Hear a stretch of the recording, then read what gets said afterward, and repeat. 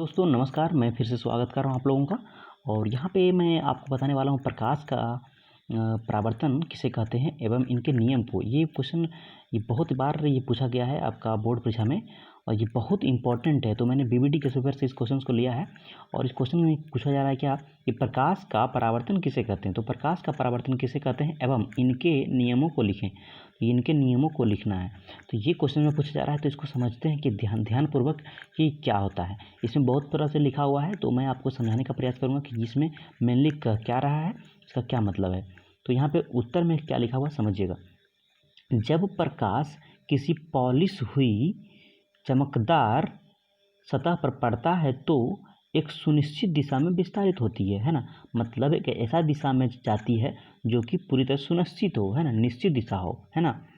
और किसी पॉलिश की हुई सतह से काश एक सुनिश्चित दिशा के रूप में बदलने की परिघटना को क्या कहते हैं, परावर्तन कहते हैं। तो यहाँ पे आपको ये बात समझ में नहीं आई होगी, तो मैं आपको डिटेल से फिर से समझाता हूँ कि यहाँ पे जो कह रहा है, ये कह रहा है कि प्रकाश की कोई पॉलिश वाला सतह है ना, और वो सतह पर मतलब टकराती है। यहाँ पे मैं आपको सिंपल भाषा में समझाता हूँ। यहाँ पे मान लीजिए कि ये प्रकाश है और यहाँ से एक सतह पे आके यहाँ पे टकरा रहा है। तो यहाँ पे ये सतह मान लेते हैं, ये नीचे वाला ये हमारा सतह है ना।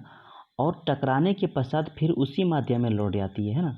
इसी को बोलते हैं परावर्तन, है ना। मतलब मान लीजिए कि प्रकाश की किरणें किसी चमकदार सतह पर आकर टकराती है ना, और टकराने के पश्चात फिर उसी माध्यम में लौटने की क्रिया को क्या कहते हैं, परावर्तन कहते हैं। यही तो कह रहा है मेनली। इसमें थोड़ा उल्टा पुल्टा के लिख दिया है, लेकिन आपको समझना यही है कि जब प्रकाश की किरणें किसी सतह पर पड़ने के पश्चात उसी दिशा में लौट जाती है तो इसे क्या कहते हैं, प्रकाश का परावर्तन कहते हैं। ठीक है। परावर्तन के दो नियम होते हैं, है ना। जिस तरह से अपवर्तन के दो नियम होते हैं उसी तरह परावर्तन के भी दो नियम होते हैं। ये क्या कहते हैं भाई, हमारे परावर्तन के नियम क्या है। पहला नियम क्या है, आपतित किरण, ठीक है, बिल्कुल। आपतित किरण दर्पण के आपतन बिंदु पर अभिलंब तथा परावर्तित किरण एक ही तल में होते हैं, है ना। मतलब आपतित किरण आपतन बिंदु पर अभिलंब जो परावर्तित होती है वो सब एक ही तल में होती है। और क्या होता है, दूसरा क्या बोलता है कि परावर्तन कोण सदैव आपतन कोण के क्या होते हैं, बराबर होते हैं। तो इसको मैं डिटेल्स में एक वीडियो मैंने बनाया हुआ है, बोर्ड पर मैंने बताया है, समझाया है इस चीज़ को। तो वहाँ पे आप वीडियो जाकर देख सकते हैं। मैं यहाँ पे डिस्क्रिप्शन बॉक्स में आपको इसको दे दूँगा और आई बटन में भी लगा दूँगा ताकि आपको सहूलियत होगी। और यहाँ पे मैं बात कर रहा हूँ कि यहाँ पे फिगर समझिएगा।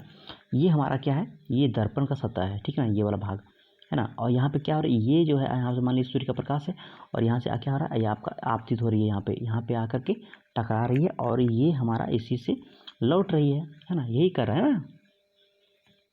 तो पहला जो है, ये जो है आपकी किरणें हैं, ये क्या है, आपका आपतित किरण है ना। आने वाली जो किरणें हैं ये आपतित किरण है और लौटने वाली जो है ये क्या है, परावर्तित किरण है। ठीक है। तो यहाँ पे दोनों चीज़ आपको समझ जाना है कि हमारा आने वाला जो किरणें हैं वो है क्या, आपतित किरणें, और लौटने वाली जो किरणें हैं वो क्या है, परावर्तित किरण। ठीक है। यहाँ पर क्या होता है कि ये जो कोण बन रहा है ये हमारा क्या, इसके बीच का जो एंगल्स है, बीच में जो है ये क्या है, हमारा अभिलंब है ना।